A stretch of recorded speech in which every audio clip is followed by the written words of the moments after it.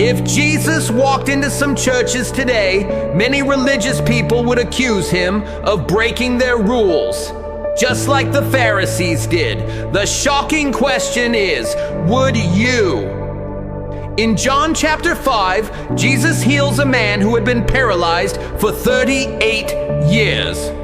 A moment that should have triggered worship instead triggered warfare. Why? Because Jesus did it on the Sabbath.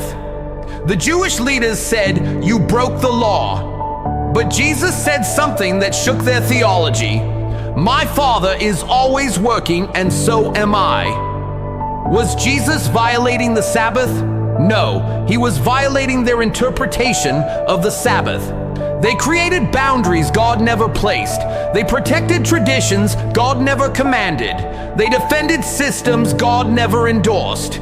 Jesus didn't break the law, he corrected their misunderstanding of the law. Because the Sabbath was never about restriction, it was about restoration, never about rules, always about relationship.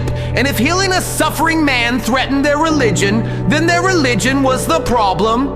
Listen, Jesus will always confront any system, tradition, or doctrine that prioritizes rules over mercy, legalism over love, and religion over redemption. So the real question today is not, did Jesus break the Sabbath? The real question is, have we allowed our own traditions to become more important than God's heart? Some of us guard our comfort zones more than we guard compassion. Some defend denominational rules more than we defend biblical truth.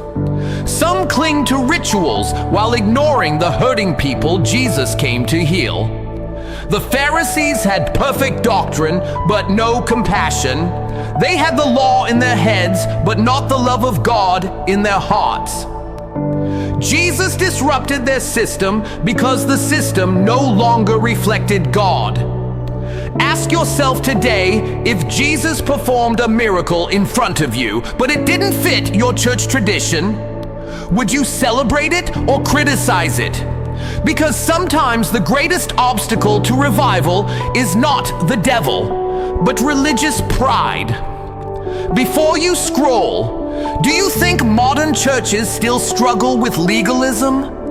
Comment your answer. Your voice could spark a breakthrough discussion.